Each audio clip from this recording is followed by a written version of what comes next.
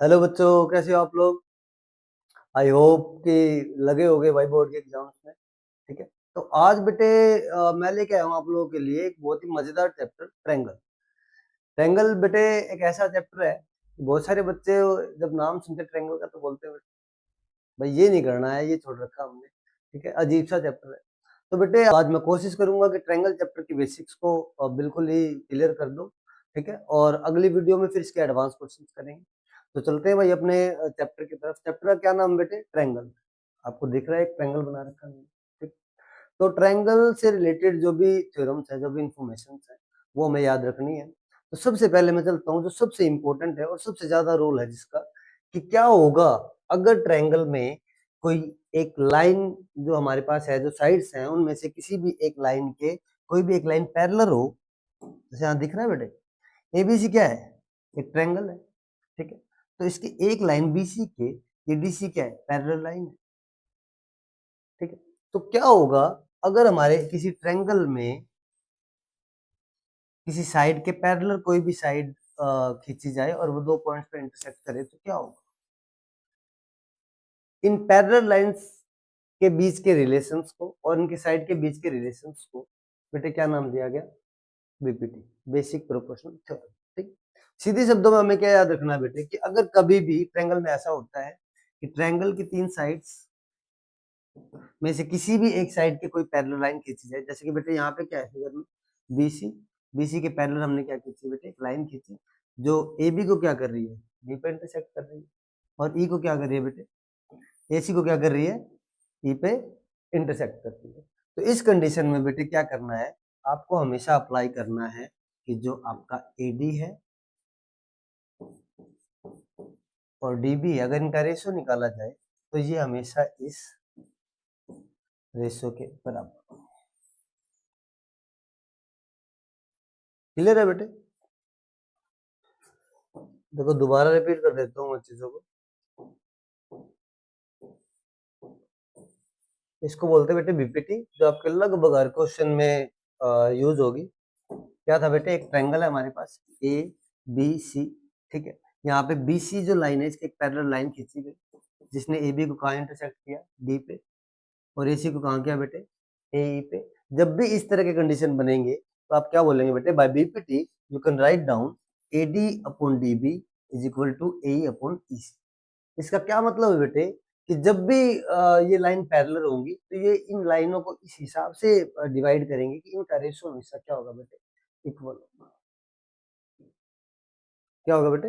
Equal होगा। अब जो हमें ये वाली चीज मिली है बेटे, A D upon D B,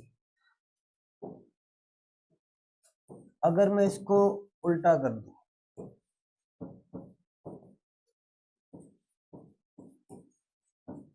तो मेरे पास एक ये आइडेंटिटी। कहने का मतलब है कि अगर हमारे पास कोई ट्रायंगल है,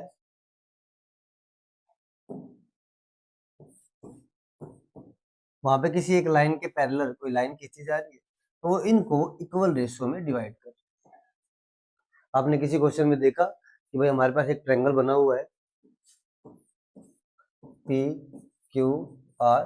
क्यू आर के पैरेलल एक लाइन खींची हुई है एस और टी। तो आपको क्या यूज करना है बेटे? बीपीटी यूज करना है। ऐसे लिखना, by using BPT P S upon S Q is equal to P T upon T R. इसके अपॉन में ये और इसके अपॉन में ये, ऐसे आप करके इसको क्या कर सकते हैं बेटे? याद कर सकते हैं। ठीक। तो एक क्वेश्चन कर लेते हैं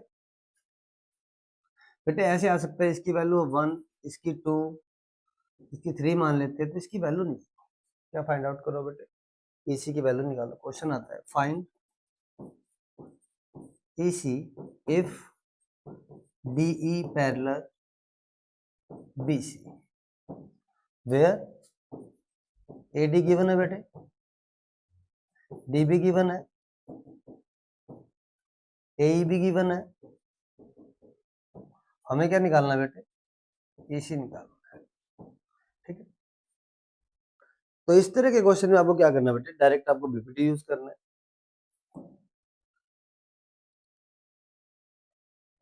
आप बीपीटी का यूज करेंगे। बीपीटी का यूज कैसे करना है बेटे, आपको ये लिखना है, ये देखना है बेटे, ये वाली साइड है एडी, इसके अपोन में ये वाली साइड बीबी, ये वाली साइड है एई, और ये वाली साइड है ईसी। यहाँ पे क्या लिखना है बेटे, बाय बीपीटी।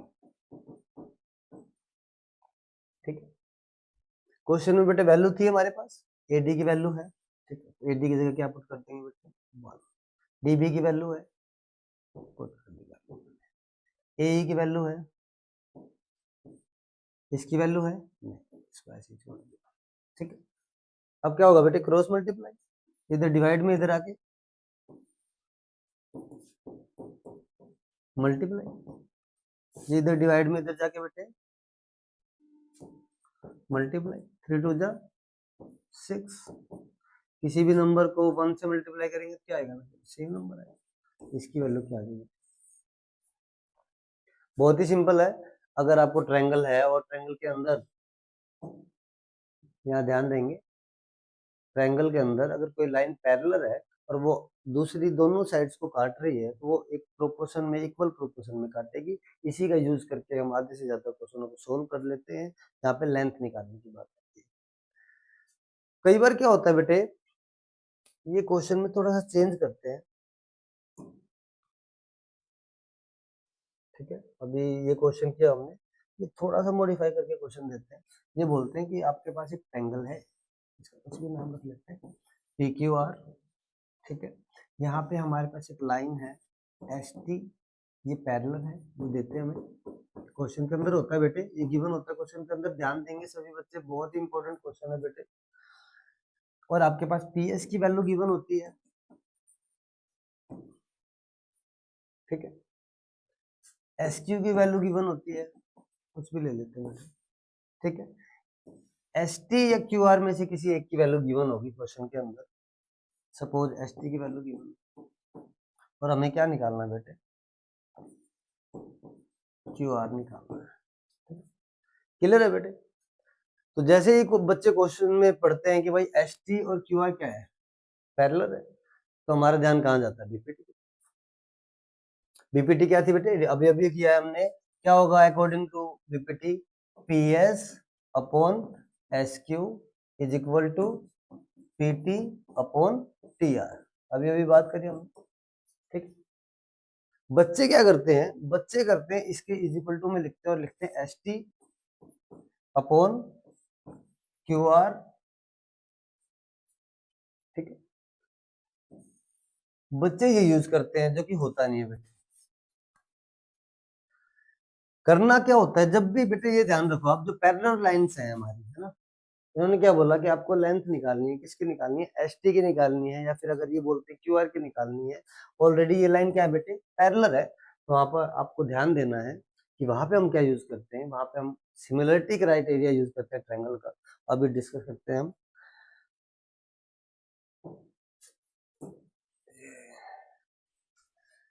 वहां बीपीटी यूज नहीं करेंगे बेटे, और वहां पे अगर एक नंबर में क्वेश्चन आता है तो क्या याद रखना, वो भी बता देता हूँ मैं आपको।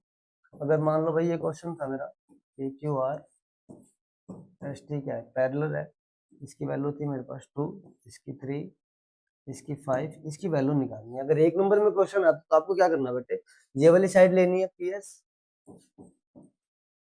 इसके अपोन में पूरी साइड लेनी है। पूरी साइड कितनी बेटे, 2 + 3, है ना। ये ध्यान रखना है कि इसके अपोन में बेटे ये नहीं लेना, अभी इसके अपोन में हमें पूरी साइड लेनी है। ठीक है, फिर हम क्या करेंगे, एस टी को लेंगे, और फिर किसको कर देंगे बेटे, ये कर पाएंगे। जब भी पैरेलल साइड्स की बात आएगी, पैरेलल साइड्स की लेंथ निकालनी है, तो हमें ध्यान रखना है कि जब भी हम इसको रेशो में कन्वर्ट करेंगे तो क्या करेंगे बेटे, ये वाली इतनी लेंगे, क्या था ये, P और S। दोबारा रिमाइंड करा रहा हूँ, ध्यान देंगे। क्वेश्चन में क्या पूछा गया हमसे, हमें एक ट्रायंगल दिया गया, दो लाइन पैरेलल दी गई, ST और QR। ठीक है बेटे, इसकी लेंथ दी गई, इसकी लेंथ दी गई, इसकी भी लेंथ दी गई, और इसकी लेंथ पूछी गई हमसे। ठीक है, तो जब भी इस तरह का क्वेश्चन आएगा, आपको क्या करना है बेटे, ये वाली साइड लेनी है PS, इसके अपोन में पूरी साइड रखनी है पी क्यू, क्या होगा बेटे 2 और 3, ठीक। और फिर एच टी, ये वाली साइड लेनी है और फिर ये वाली साइड लिखनी है और फिर इनको क्या कर देना बेटे इक्वल, ठीक है। अब वैल्यू पुट कर लेते हैं। पी एच कितनी वैल्यू है बेटे 2, पी क्यू भी इसके इक्वल है 2 + 3 कितना हो गया बेटे 5, एच टी की वैल्यू कितनी है 5, क्यू आर की वैल्यू फिर क्रॉस मल्टीप्लाई करेंगे और ठीक। लेकिन ये कब अप्लाई करना बेटे जब हमारा क्वेश्चन ऑप्शंस में होगा। अगर यही क्वेश्चन 2 या 3 नंबर में आता है कि अब आपको क्या लेंथ निकालनी क्यू आर की, तो वहां हम क्या यूज करेंगे बेटे सिमिलर ट्रायंगल्स के जो क्राइटेरिया उसको यूज करेंगे। तो एक बार ध्यान देते हैं कि भाई बीपीटी अभी अभी हमने करी है, तो सिमिलर जो क्राइटेरियाज है वो कौन से, ठीक है। तो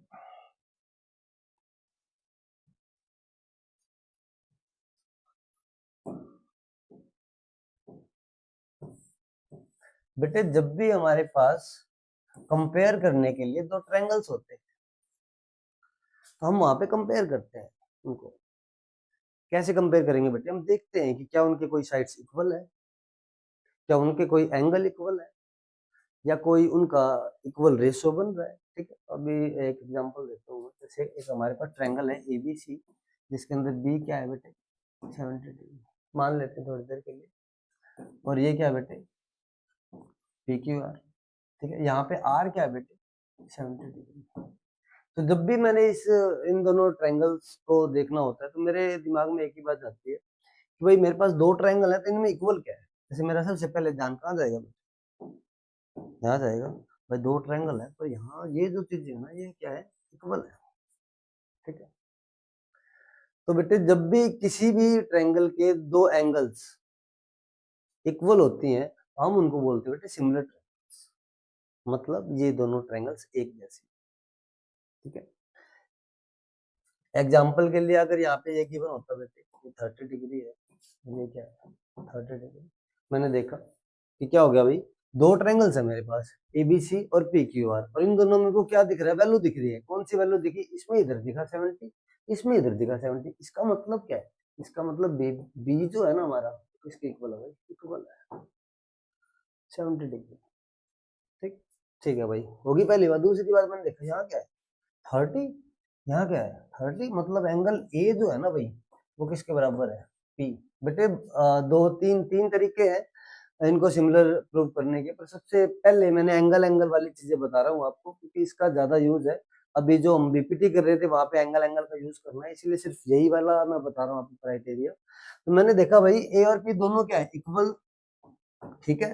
तो जैसे ही मेरे को 2 एंगल मिले मैंने क्या बोला ये दोनों ट्रायंगल्स तो क्या सिमिलर है, ठीक है। मैं क्या लिखूंगा, ऐसे लिखूंगा इसको ए बी सी। इसको लिखते वक्त मैंने बिल्कुल भी नहीं सोचा, लेकिन जब मैं अब दूसरे ट्रायंगल का नाम लिखूंगा तो वहां पे ध्यान रखूंगा कुछ चीजों का। क्या रखूंगा, जो मैंने खुद लिखी है। क्या लिखी है बेटे, मैंने देखो यहाँ पे अभी अभी लिखा बी और आर क्या है 70 डिग्री इक्वल है भी फिगर में गिवन था भाई, मैंने लिख दिया। यहाँ पे मैंने रीजन भी लिखा हुआ है गिवन, ठीक है। तो अभी अभी मैंने क्या लिखा, b किसके बराबर है r के बराबर है, तो जहां पे b होगा ना बेटे दूसरे नंबर पे है इधर देखो, तो यहाँ पे b की जगह पे क्या लिखना है मेरे को r लिखना है, ठीक है। हो गया। दूसरी बात, अब मैंने देखा मैंने क्या लिखा है, मैंने लिखा है एंगल a बराबर एंगल p, ठीक है। क्यों लिखा है, क्योंकि गिवन था, क्लियर है, लिखा है ना मैंने। तो a की जगह पे क्या होना चाहिए बेटे p। बेटे लिखते वक्त गलती कर देते हैं हम लोग और फिर हमारा पूरा क्वेश्चन क्या हो जाता है खराब हो जाता है। तो ध्यान रखना, देखो मैंने क्या लिखा था b बराबर r, तो b भी दूसरे नंबर पे है देखो यहाँ पे है ना, और ये भी क्या है दूसरे नंबर पे है। a बराबर क्या था बेटे p, तो a पहले नंबर पे है, इधर ये ऐसे लिखना है, ठीक है बेटे। और इसके बीच में क्या साइन लगा है सिमिलर, एक बार दोबारा बना देता हूँ, है ना, बिल्कुल क्लियर ध्यान रखेंगे बच्चे। ये साइन होता है बेटे, पता होना चाहिए बच्चों को, 10th क्लास में आप लोग बोर्ड के पास हो, फिर भी बता दिया। क्या होगा बेटे, ये जो ट्रायंगल्स है हमारे सिमिलर है, और यहाँ पे रीजन क्या लिखते हैं बेटे हम एंगल है। प्रूव करने का फायदा क्या है, जैसे ही मैंने ट्रायंगल को सिमिलर प्रूव किया अब मैं इसकी करस्पॉन्डिंग साइड को एक प्रोपोर्शन में लिख सकता हूं। जैसे कि जो हमारा बेटे ये ट्रायंगल दिख रहा है आपको A B C P Q R, मैंने क्या प्रूव कर दिया सिमिलर प्रूव कर दिया एंगल से। फायदा क्या है, क्यों किया मैंने, क्योंकि अब अगर मेरे को किसी की लेंथ निकालनी होगी तो मैं इसका यूज कर सकता हूँ ए बी दिख रहा है बेटे पहले सबसे, ठीक है, तो यहाँ पे क्या दे होगा पी आर, इसके अपोन में क्या लिख सकता हूँ बेटे पी आर लिख सकता हूँ। यहाँ दिख रही है बी सी, यहाँ पे क्या लिखेंगे बेटे आर क्यू, ठीक है, ए सी, और ये क्या है बेटे पी क्यू। बिना किसी रीजन के मैं कुछ लिखता ही नहीं हूँ, और मेरे को क्या लिखना था, मेरे को ये चीजें चाहिए थी, इसलिए मैंने क्या किया बेटे सिमिलर प्रूव किया। तीन कंडीशंस हैं, side side side, side angle side, angle angle, वो जो दो रह गई हैं वो मैं फिर अभी डिस्कस करूंगा। अभी क्वेश्चन पे आते हैं। एक चीज आपको याद रखनी है कि सिमिलर ट्रायंगल प्रूव करने के लिए सबसे जो इजी तरीका है वो ये है कि अगर मेरे को कहीं से किसी भी दो ट्रायंगल के अंदर दो एंगल इक्वल मिल गए तो वो क्या हो जाएंगे बेटे सिमिलर हो जाएंगे, और फिर सिमिलर के बाद मैं उनके ये क्राइटेरियाज और लेंथ निकालने के लिए यूज कर सकता हूँ, ठीक है बेटे। तो अब आते हैं अपनी स्टार्टिंग पॉइंट पे।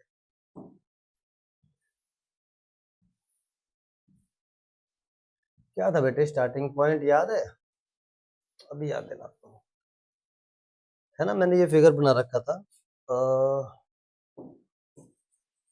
अभी दोबारा रिमाइंड कराता हूँ आपको। अब आते हैं जो हमारी मेन बात है, जो बोर्ड में बहुत ही ज्यादा काम आने वाली चीज है, जिससे हम क्वेश्चन को बीपीटी के बिना भी बड़ा इजीली सॉल्व कर पाएंगे। कि जब भी हमें कोई ट्रायंगल दिखता है और वहां पे एक पैरेलल लाइन दिखती है तो सबसे पहले हमारा ध्यान कहाँ जाता है बीपीटी। लेकिन यहाँ पे एक और इजी तरीका है क्वेश्चन को सॉल्व करने का, जो बहुत बार यूज करते हैं, क्या ये क्या है बेटे पैरेलल लाइन, ठीक है। दो ट्रायंगल दिख रहे हैं सभी को, अभी दिख जाएंगे भाई। एक ये वाला ट्रायंगल दिख रहा है बेटे सभी को, इस ट्रायंगल का नाम क्या लिख लेते हैं ए डी ई दिख रहा है, ठीक है। और कोई सा ट्रायंगल दिख रहा है किसी को? ये वाला ट्रायंगल किसको दिख रहा है ए बी बी सी और ए सी, दो ट्रायंगल दिख रहे हैं, मैंने उन दोनों का नाम लिख लिया, ट्रायंगल ए बी सी। दो ट्रायंगल है ना बेटे, तो मैंने लिखा in triangle A D E and A B C. यहाँ से मैंने स्टार्टिंग कर, पैरेलल लाइन है तो कोरस्पॉन्डिंग एंगल्स क्या होंगे भाई इक्वल होंगे। फिर वही बात, जब भी मेरे पास दो ट्रायंगल आ गए या फिर दो कोई भी शेप आती है तो मैं क्या करता हूँ बेटे कंपैरिजन, है ना, जनरली हम क्या करते हैं कंपैरिजन किसी भी चीज के लिए। तो हमने क्या किया इन दोनों ट्रायंगल को कंपेयर करने स्टार्ट किया, तो मैंने क्या देखा कि जो इस वाले छोटे वाले एंगल है ना बेटे, छोटे वाला जो ट्रायंगल है इसका जो एंगल डी है वो इसके बराबर है। क्यों है? कोरस्पॉन्डिंग एंगल्स हमेशा क्या होते हैं बेटे इक्वल होते हैं।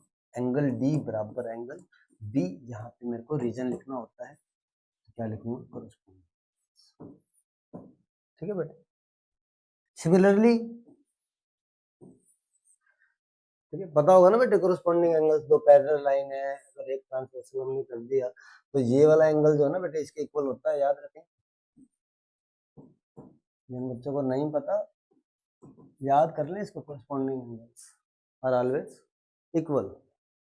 तो बेटे हमने यहाँ पे भी क्या लिख देना है कंपेयर करते वक्त मैंने दोनों एंगल लिख दिए। जैसे ही मेरे को दो एंगल मिले मैं क्या बोलता हूँ ये दोनों क्या है सिमिलर है। अभी अभी करके आए हैं कैसे बेटे ए डी ई, लिखते वक्त ध्यान देंगे पहला ट्रायंगल मैंने बिना सोचे समझे लिख दिया। अब मेरे को मैच करना होगा कि जो ये एंगल डी है वहां पे क्या है बेटे बी, तो दूसरे नंबर पे क्या आएगा बी, यहाँ पे क्या है ई, यहाँ पे क्या आएगा बेटे सी, ठीक है। क्या बच गया ए बच गया, ठीक है।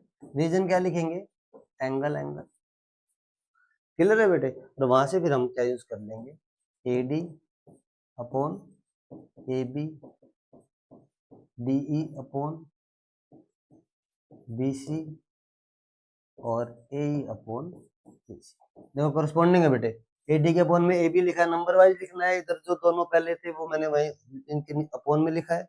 उसके बाद डी के अपॉन में क्या है बी सी है, और फिर ए के अपॉन में क्या है ए सी है, ठीक है बेटे। ये चीजें आई जो क्या है हमारी बीपीटी से रिलेटेड है। बीपीटी में क्या बताया था कि A D upon D B बराबर किसके ए अपॉन बीसी के, लिख देता हूँ यहाँ पे याद रहेगा A D upon D B is equal to A upon EC, ठीक है क्लियर है। इसके अपॉन में ये और इसके अपॉन में ये बताया था। अब हमें और क्या पता लग गया बेटे, ये जो ये वाली साइड है बेटे ए डी, अगर मैं इस वाली साइड के अपॉन में पूरी लेंथ लूंगा तो उसके लिए मेरे को क्या करना होगा, सिर्फ ये इतनी लेंथ लेनी जैसे पहले बोल रही थी, उसके बाद ये पूरी साइड AC ले लूंगा, वो भी हमेशा क्या रहेगा, इक्वल रहेगा। तो बेटे ये दोनों चीजें याद रखनी है आपको। एक तो सिमिलर जो ट्रायंगल्स हैं उनको कैसे यूज करेंगे हम, क्यों हम सिमिलर ट्रायंगल्स प्रूव करते हैं, और BPT के जो मेजर यूज जो मैंने बताए आपको, है ना, बहुत जल्दी इसके जो क्वेश्चंस हैं जिनको बोर्ड में हम लोग टैकल करेंगे, जो बोर्ड में आने वाले क्वेश्चंस हैं उनको लेके आते हैं ना, जब तक जुड़े रहेंगे बच्चे। और बहुत जल्द मिलेंगे नए टॉपिक्स के साथ। जब तक के लिए जय हिंद दोस्तों, टेक केयर, लगे रहना बोर्ड के एग्जाम्स में।